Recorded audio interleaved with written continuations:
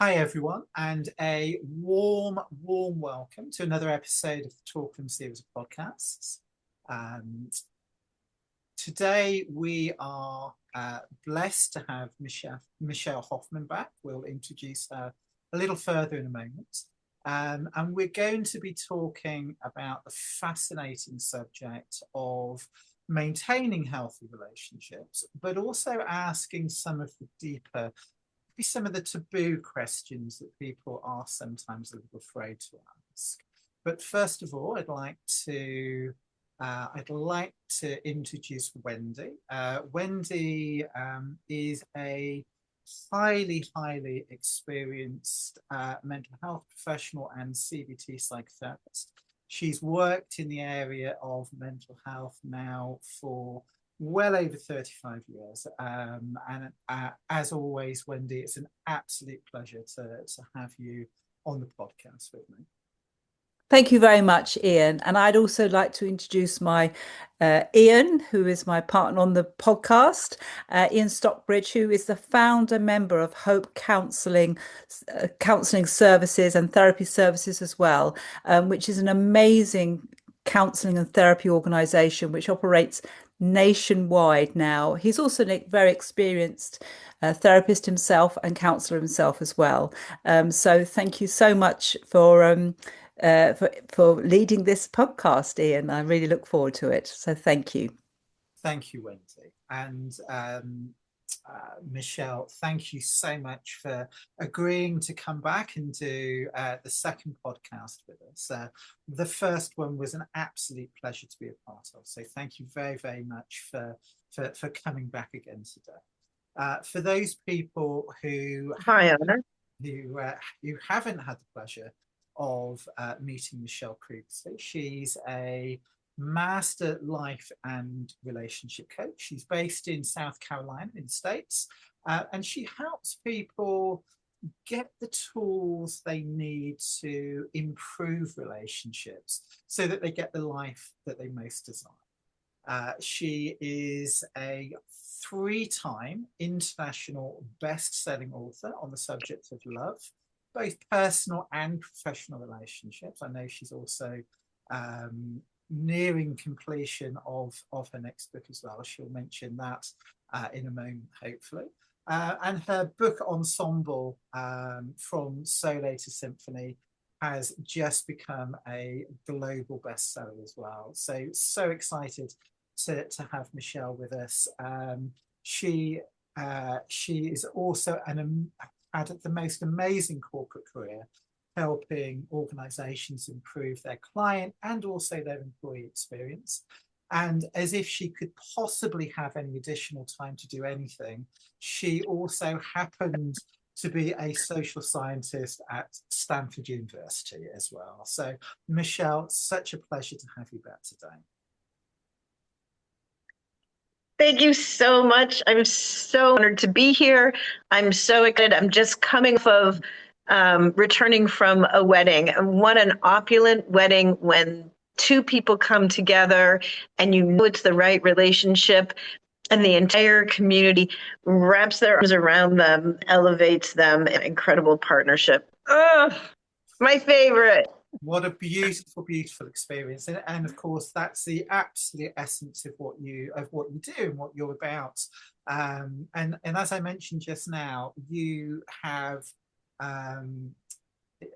written three global best-selling books, and I think it's really important that we can just take a moment just to hear a little bit about your books. I have been blessed to have the opportunity to hear a little bit about them previously, but for those that haven't had that opportunity, maybe you could just tell people a little bit about them.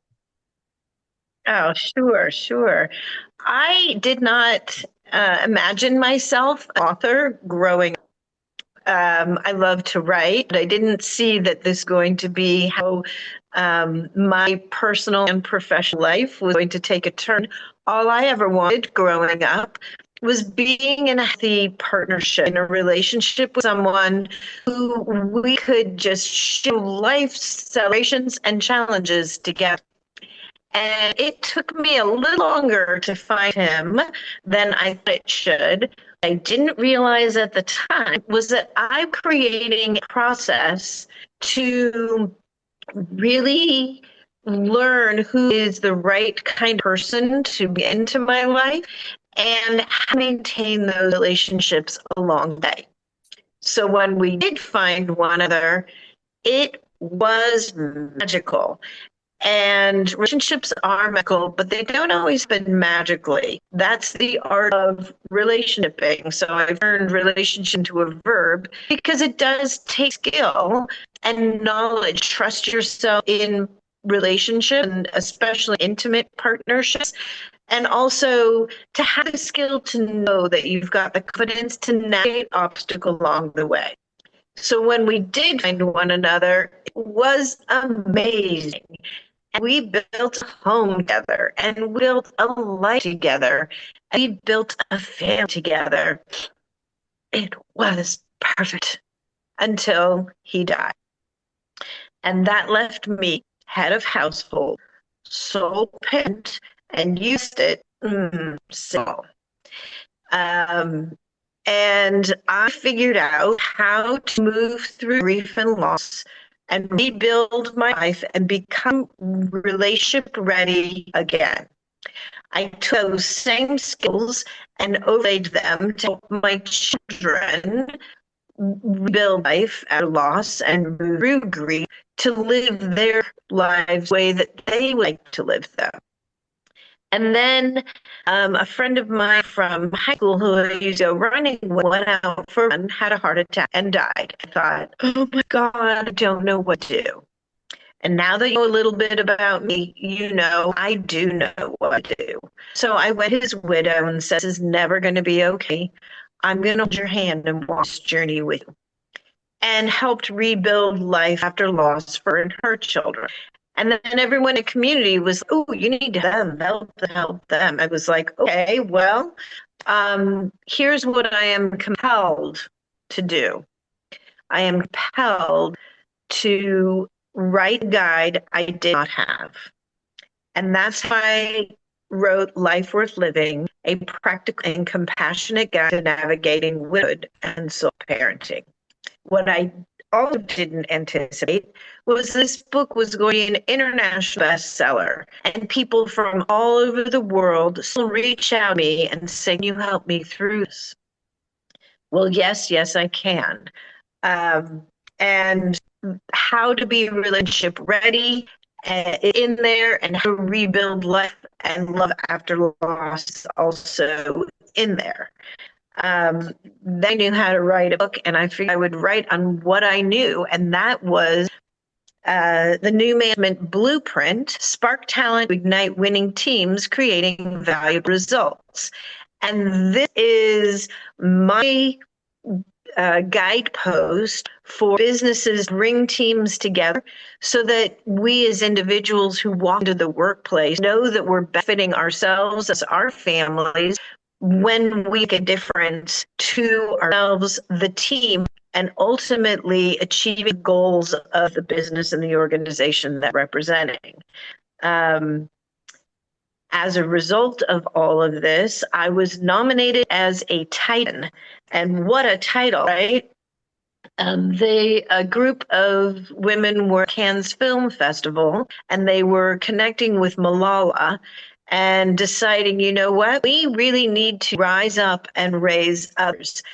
And this magical book, oh my God, Ensemble, From Solo to Symphony, has also become a global bestseller because it's 139 authors, 139 of the most incredible, very brief, very impactful stories about how each of us have faced challenges in life and built resilience and took that skill to help others build and raise themselves up in their community.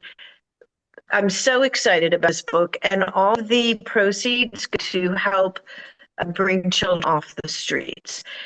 What we have coming in the future, very near, and my publisher has already put this book up, is Find Love now. And this is the guidebook to attract the right love to you. And what's so valuable about this book is it's not only the blueprint to figure out, how do I become relationship ready? How do I send the messages to attract the right one to me? And who is that? How do I know who they are? And how do we together in partnership grow a relationship that we can enjoy for the rest of our lives, so that on the day you die, you know really lived? And of course, as you know from the story, this is a journey I've walked my now late husband all the way through. And on the day he died, his last words were, "I love you." And I know, and he knew he really lived, just not long enough. Thank you for that, Michelle. And such a beautiful, such a tragic story, but such an inspirational story as well. And it really feels as though what we're talking about today, maintaining relationships and being able to ask some of the deeper questions surrounding relationships, really is the story of your life in so many ways. So thank you. Yes, it is. Yeah, so thank you so much for joining us again. And in the last podcast that we did together, we were looking at this whole idea of how do we get relationships and how does that work. And today we're gonna pick up from there, and we're going to just talk a little bit about we're in that relationship now, and it's about how do we maintain a healthy relationship. And one of the questions that I get asked very, very often is, as an independent person, I will have an opinion that might be slightly different to my partner's opinion on something. And there might be some tension, there might be some friction as we're kind of expressing in quite a robust way different perspectives. But how do we stop that from spiraling into something much, much worse? How do we stop that from spiraling into a full-blown fight with someone? I believe that what you're asking me to share with you is, in a partnership, how to communicate in a way that we are advocating for ourselves and respecting our partner so that we can get our needs met. And most of what you're saying is, we don't want to spiral into an argument, but we do to know that we're safe enough to have a conversation with the person who we hold most dear to us. And the challenge is, I hear that often enough, that my partner perceives me as like an appendage of them. And if your arm wasn't doing what you wanted it to, that would be very aggravating and frustrating. And you'd be like, why aren't you listening to me? Well, because I'm an individual separate from you. We are not mind readers. And although we want to maintain our own identity and individuality partnership, together we're creating the universe of this relationship, without which we're still maintaining our own identity and individuality. But when we come together, this is the universe of the relationship, with shared experiences, with inside jokes, with inside knowledge, so that we can support one another as we go and grow in this partnership. When we are not feeling heard, recognized, understood, when we are seeking approval, when we are seeking acknowledgement, or is this a power play? What is struggle about? And there are very, if you were able to stir it down, it's really, is it a power play? Are we getting our needs met? Are we being recognized and heard for who we are? Those, you can really quick in your head going, what's really happening here? What needs to happen? Then the 3 easy steps to move through a challenge. And more often than not, I love, one of my clients was like, you saved this relationship, because she left me a voicemail saying, oh my God, this is terrible. Da, da, da, da, da. They were on vacation, they were fighting, this could have been relationship ending. And I called her back and I got her voicemail. And I said, this discussion doesn't sound like a relationship problem. It sounds like a communication problem. And she played that for her now husband, but they were boyfriend and girl at the time. And they both reevaluated the whole situation and said, oh, this isn't a relationship problem. We're just not approaching the conversation correctly. Okay, we got this. So you can allow the emotions that might be on fire to just calm, which is impossible to do in the moment. And if your amygdala is on fire, the very center of your brain that is the guard dog designed to keep you safe and look for danger, and you're seeing danger right in your partnership, this is fierce. And the best thing you can do is just pause enough to take a deep breath. And I have modeled it for a very long time, because if you are very emotionally upset, angry, frustrated, and someone says, just a breath, you're going to be even more upset. Don't tell me what to do. I'm seeing danger. But all you need to do is model it. And if you do that, you're bringing just physical oxygen into your body, and by giving your partner a choice. Say you got your most important person is just over the top. Give them a choice. Would you like this, that? Something very simple. What I use is, would you like me to listen, guide, or help? Any simple choice will then shift what's going on in their brain from that danger to being some control in an out of control situation. Allow their prefrontal cortex, where all the executive decision making is happening, to come into action. And just by allowing that pause, and it's so interesting. People think, I can't stop and take a breath right now. But actually, it's the most natural thing to do. You don't need to talk about it. Just do it. Model it. And your partner will too. Then you can come to this argument, and the 3 steps. You want to know the 3 steps to move through any argument like this? Is figure out, what would you like to have happen? What would you like the outcome to be?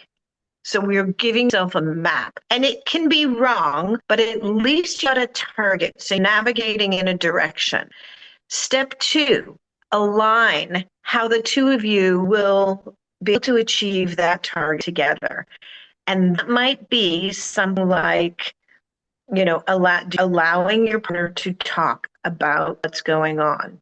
Listen and zip it shut. Say nothing, which is the hardest thing to do. And then say, what else? What else? What else? What else? What else? Is there anything else?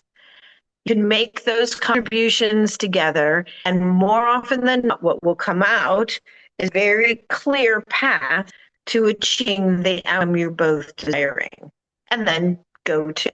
So I realize those are 3 simple steps to a very complicated and unique situation. But that's how I would approach that type of situation. But we are not mind readers, and we can't assume that someone else knows what we truly need. So do need to communicate that in a way that partner can understand it, at a time when our partner is open to hearing and assimilating and understanding and caring enough to be able to make those decisions together in partnership. And such wisdom in that, Michelle. So thank you so much for that. And I'm really getting that sense of communication so important in trying to navigate those types of situations. And through skilled communication, we're able to maintain that sense of identity. We don't have to lose track of who we are, but we can also open ourselves up to the needs of our partners as well, and that just creates a much more cohesive unit between the two of you, rather than two individuals constantly at loggerheads. And I love that phrase of listen, guide, or help. Do you want me to listen, guide, or help? And again, just such a simple yet such a wise thing to say. Thank you so much for that. And another question that people, especially I guess people within in slightly longer term relationships might ask is, I really love my partner. I just don't feel that sense of connection, and particularly that sense of sexual connection or sexual attraction to my partner in the way that maybe I used to. And the questions that start to come from that. And I just wondered if you have anything to say around that. Oh, sure. Again, I think the first question leads into this. And in our mind, we tell ourselves stories and we want to be right. And we've got a partner who will support you and allow that dignity to move through challenges as you celebrate life together. That's an incredible start. All relationships follow the same cycle, from chemistry to casual to commitment. And we up-level a relationship through communication and shared experiences, which over time, those moments of truth, they develop respect for one another. And as you continue the cycle and elevate the relationship and the partnership, that's how trust is formed. When you have that kind of trust, then you can be vulnerable intellectually, you can be vulnerable emotionally, you can be vulnerable physically, and vulnerable spiritually. When you have a partner like this, where you feel safe and secure to be yourself, they want more of you exactly as you are, because that's who you're looking for, and you are safe enough to talk about and share everything and know that you are at home when you're with this partner, that you feel safe and secure, and you know that you can share everything together. That's what we're looking for. Now, you talk about physical intimacy, and I talk about sex as a high intimacy, as a high level form of communication. So if someone's saying, chemistry is gone, the lust is lost, what I'd love to help them with is, one, understand themselves enough so that they are accountable for who they represent in partnership and the roles that they play in that partnership. I know as an aside, when one of you takes the role of parent, it's really hard to come back to intimate partner when one person is doing all the barking and parenting, because it's rare that we actually are looking to replace the parent and that we can feel partnered equally with. So one immediate question I would look for in my head is, are you trying to parent or control your partner? Because intimacy is created through shared experience, building respect and trust. So check to see who you are in partnership. Then, from chemistry to casual to commitment, the way to inspire and reignite the spark in a relationship, which I think is what you're asking me, is how do we go from that casual phase, mundane or routine, how do you make the agreement to throw yourself forward into the chemistry phase of the relationship again in a way that builds that sensual and sexual and intimate inspiration where those moving moments are happening over and over again? And the way to do that again is by having those shared experiences that are new to one or both of you, and or by bond together to help others. That's the adrenaline rush happens that throws you forward into the chemistry phase again. Now remember that intimacy is a high level form of communication. So if you're going to feel isolated and siloed in a relationship and you're putting up walls and holding back when it is your responsibility to hold your part of the partnership so that we're supporting and growing this beautiful universe, the relation together, realize what you can contribute to a shared or new experience with your partner, opening the communication line enough that you can have those conversations and discuss what might be sparking and igniting and exciting intellectually, physically, emotionally, spiritually, that's just filling all your senses. It's going to be exciting again. And that's how we throw relationships forward into the chemistry phase again, rather than getting stuck in the mundane or feeling siloed and alone, lonely because our needs are not being met. So it's the same structure, the same tool to use.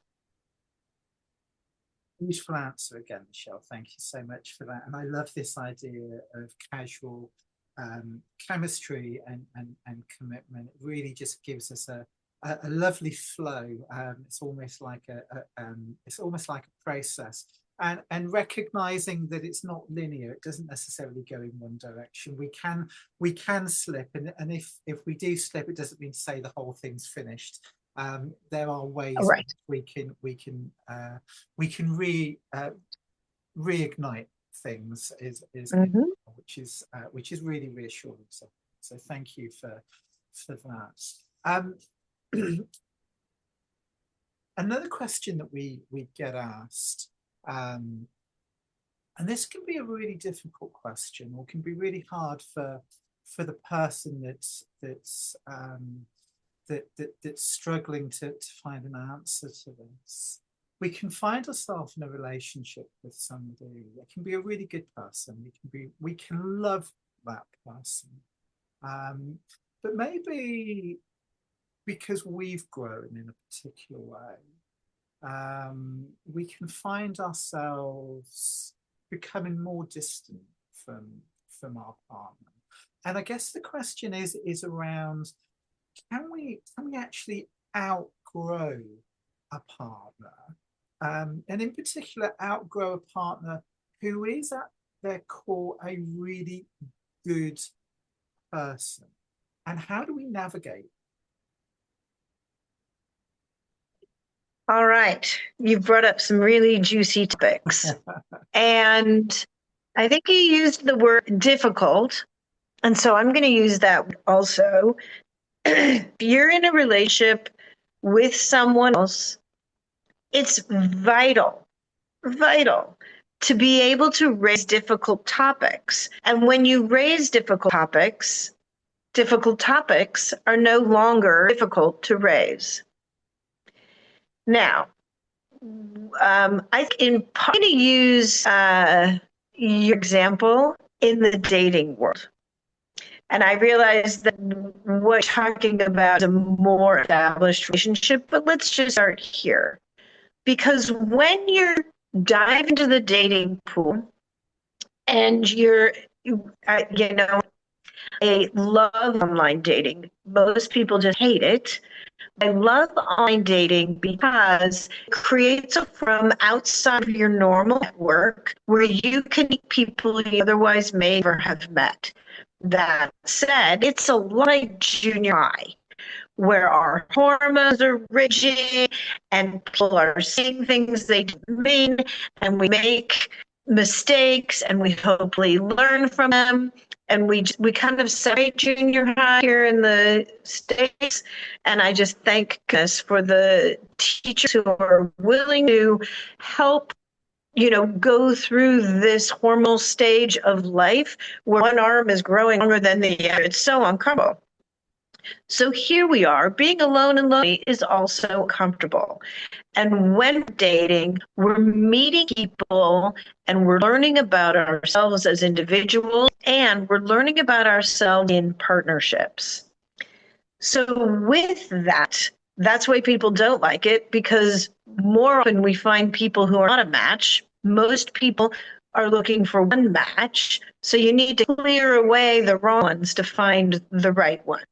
And I like to use the metaphor of finding your needle in a haystack, but it's easier to find a needle in a haystack when you have an idea of what your needle might look like. And then it's a matter of clearing away the hay and hay. But how do you know what your needle looks like? And one of the ways you do that is by being in a relationship with other people. Because anecdotally, or social media might suggest that, looking for someone who has these characteristics, qualities, and attributes, when in reality, that's not what we're looking for. And I'll give you an example. I have a female client come to me and say, I really need a tall man. I need a tall partner. And I'm like, well, what are you looking for when you say looking for someone tall?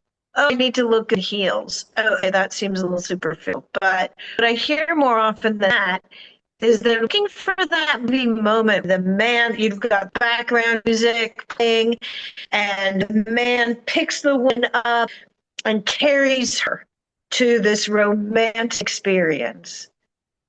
And I'm like, well, how long do you need your partner to carry you around? And that stops them for a moment. Well, I guess I don't need him to carry around. Okay.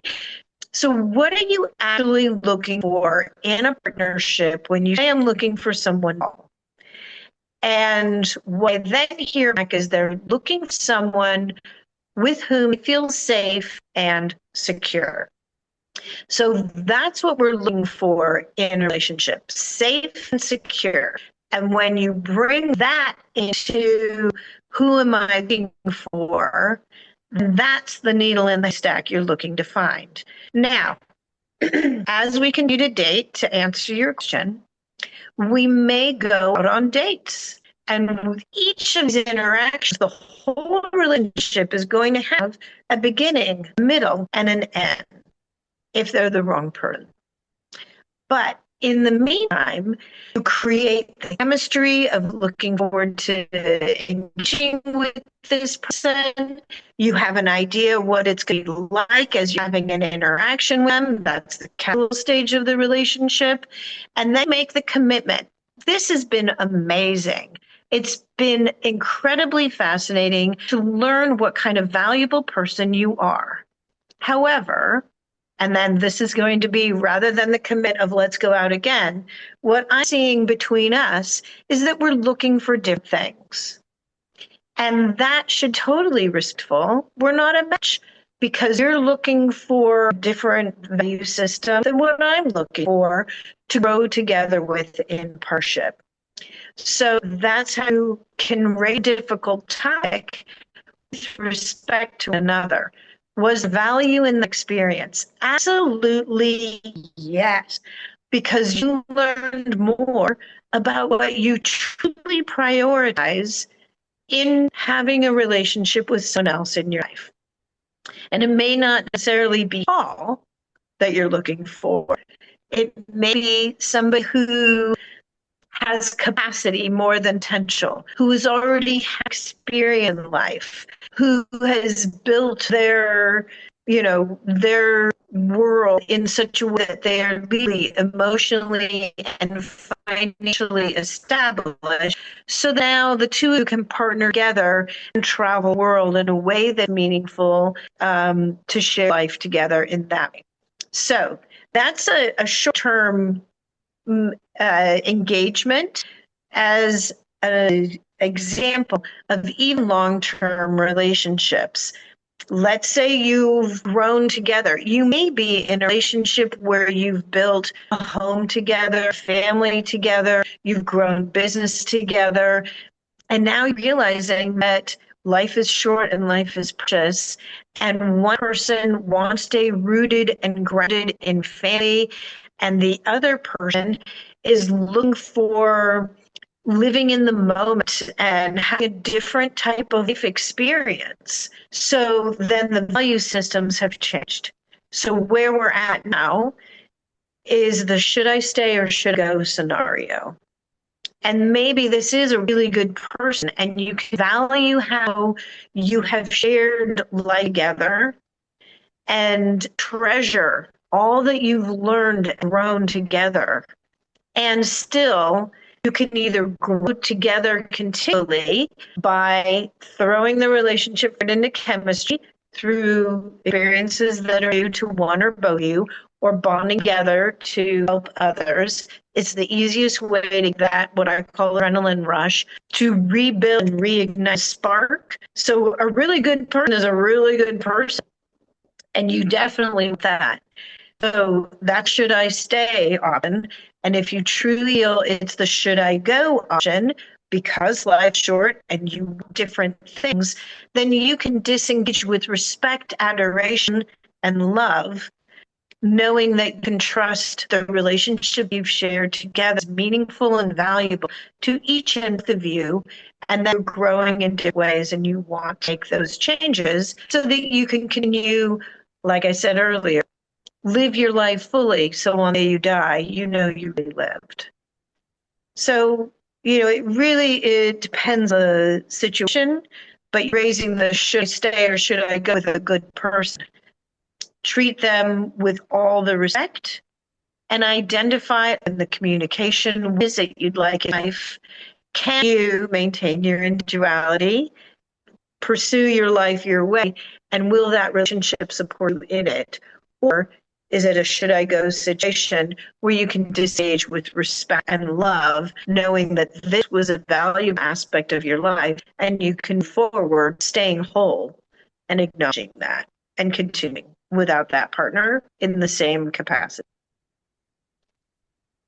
That's really helpful. Thank you so much for that again, Michelle. And it really kind of underlines the importance of communication from the beginning of a relationship, throughout the relationship, and then maybe at the end of a relationship, if that's needed, is well. And just having the courage to ask the difficult questions. And you used that really beautiful phrase at the beginning where you said, if we ask the difficult questions and we continue to ask difficult questions, they're no longer the difficult questions. They just become the normal questions, and we can learn and grow through that, rather than avoiding addressing these things. One of the things that clients often come into therapy for, they may be in a relationship and they know they're not happy in the relationship. Maybe their partners treat them in a particular way that is less than they would want from their partner. But somehow there's just something that keeps them there. And it's this question of, am I in love with my partner, or am I just trauma bonded within this relationship? And I wonder if you can just say a little bit about what the differences are and how we might know whether we're falling into one category or the other. Yep. Relationships could be considered very simple if they're very straightforward and everyone's aligned. And it seems easier when, like if you partner with someone at an earlier stage in life and you grow together that way, but any stage of life and you're growing in the same direction. What you're asking about is what brought us together, and is this the right partnership to grow into who we wish to become? And is that based on a trauma bond, or is that based on love? And there could be love in a trauma bond, but again, it's very, very specific to what is the situation.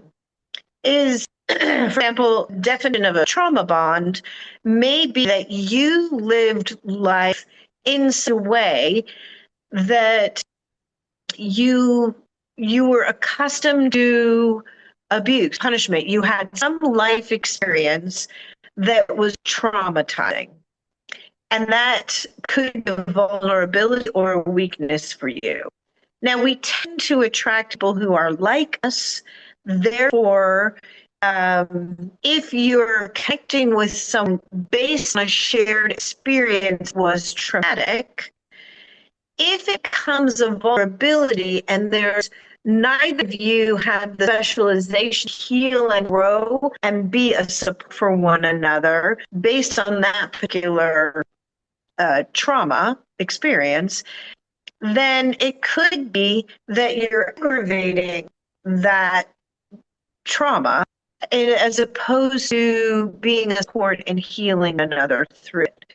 So I'm not a huge fan of trauma bonding unless it's something that was a shared experience that you can acknowledge and realize, my partner feels this way too. For example, there was screaming and yelling in the household growing up, and that's something that just is overwhelming and stimulating, and you shut down when there's screaming and yelling in the house.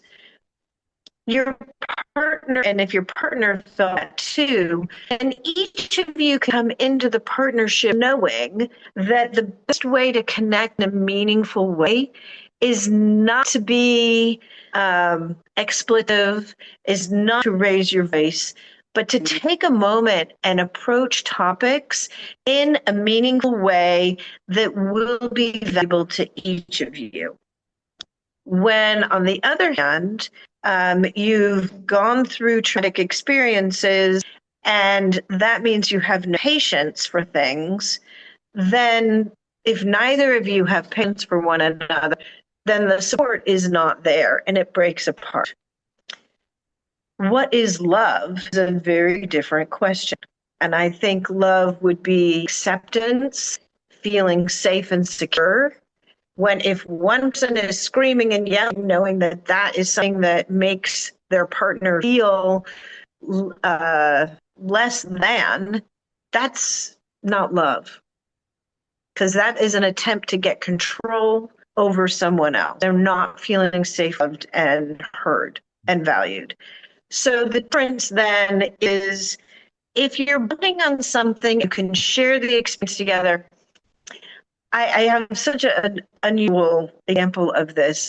There's a woman I met, and she actually was a refugee, and she was on a raft fleeing her country.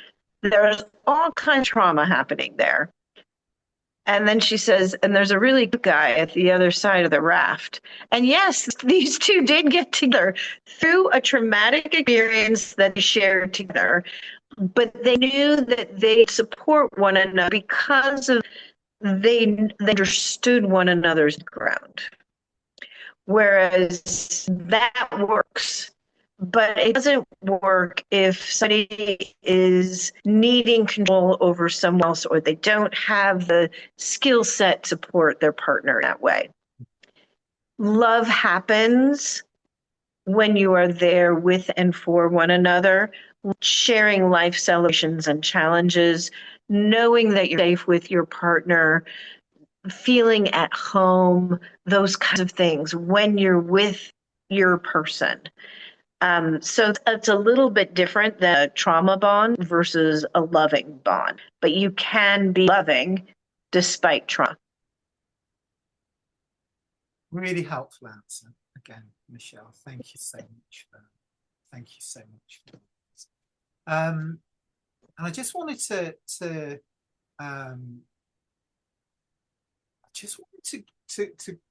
go on to another question, and again something that we regularly get asked. Is it wrong to want space even when you're in a loving relationship with somebody?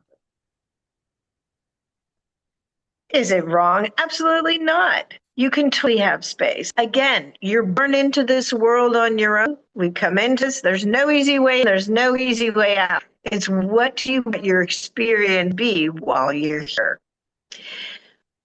What you're alluding to sometimes is referred to as attachment style. Remember, you have your own identity and individuality. You grew into who you are on your own.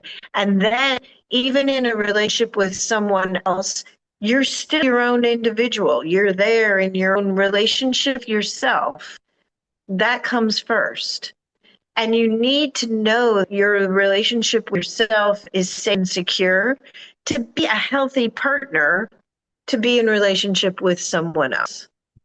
So when you need space, that's your need to maintain your own identity, individuality, and know that you're cared for, because it's the infamous put your own oxygen mask on first.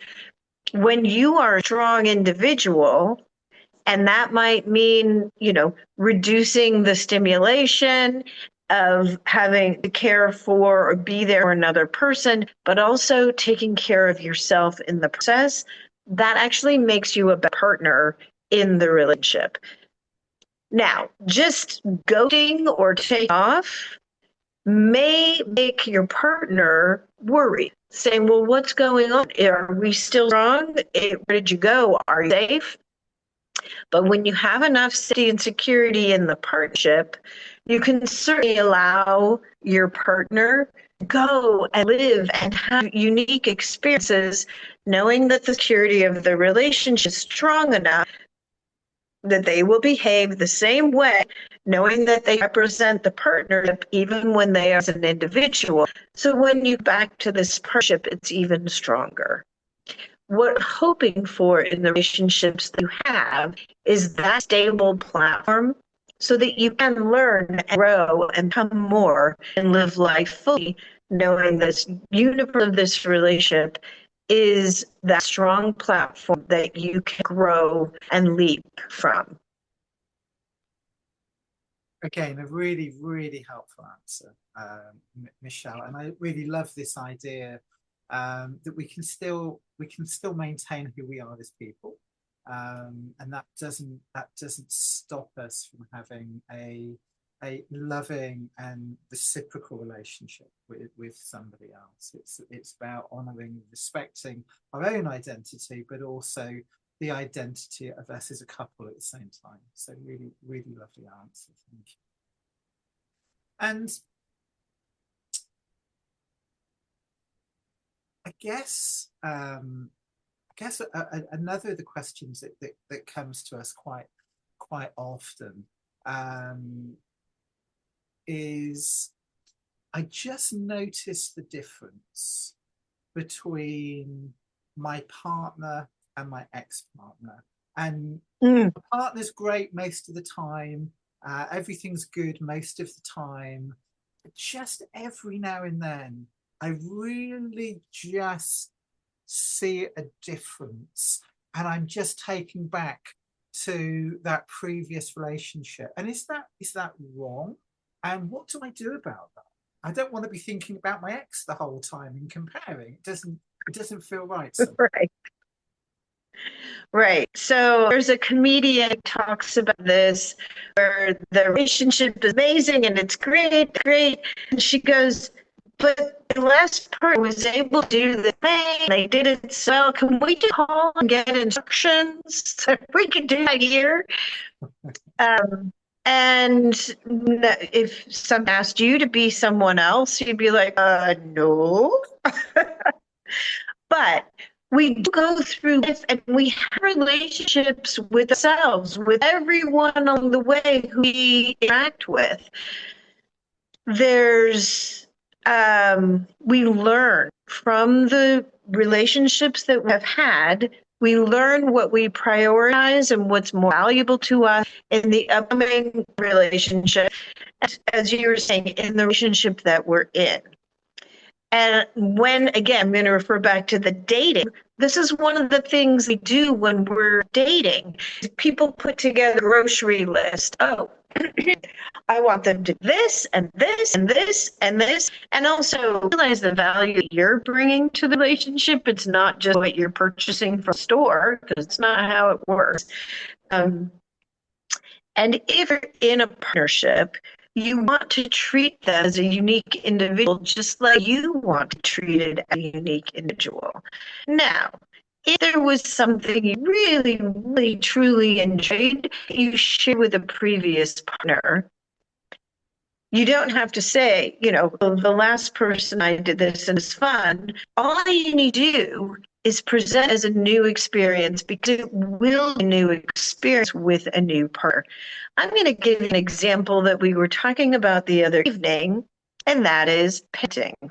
Because they're amazing experiences that we get to enjoy at each developmental stage of life. And one of the ways that you get to relive those is by partnering in a healthy relationship, inviting someone new in, like a child. And as you parent, you get to see the world through their eyes. And that's an incredible experience. So that's one way you can, relive developmental stages of life through someone else's perspective.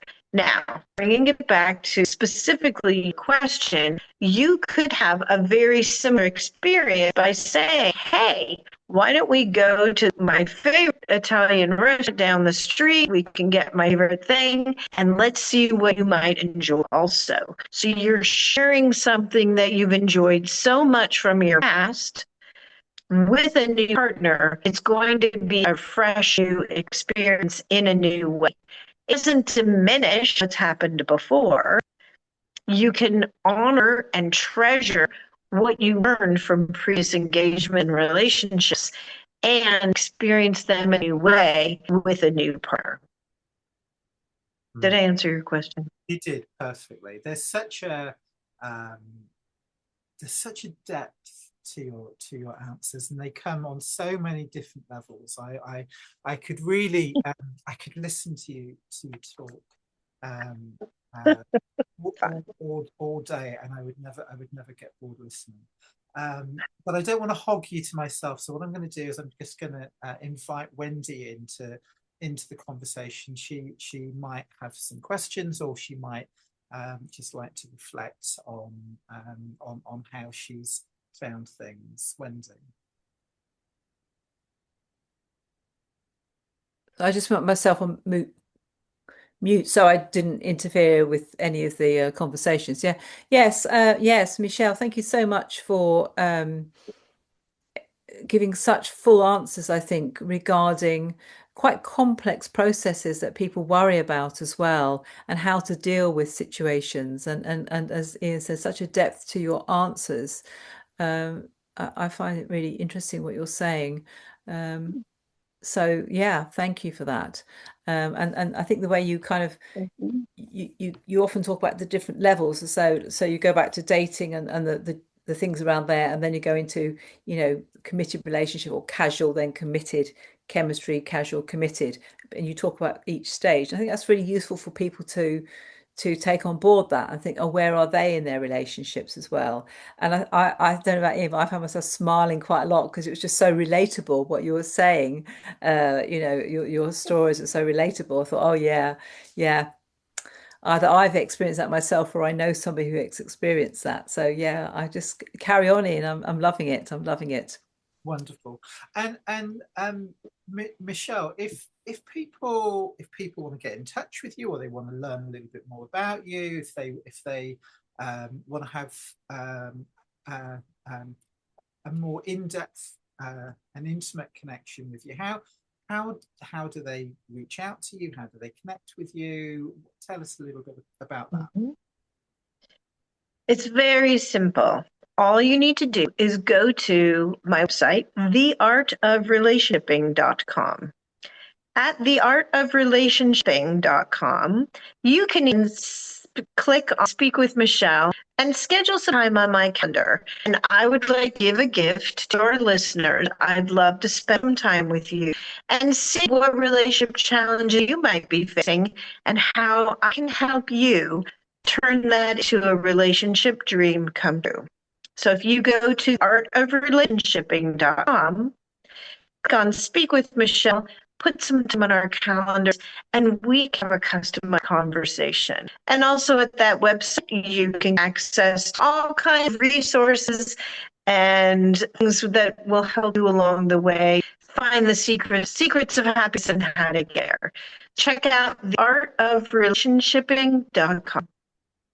Thank you so much, Michelle. As I say, it's been an absolute pleasure. And I hope this isn't the last time we get to have you on the podcast. Wonderful. Thank you. Yes.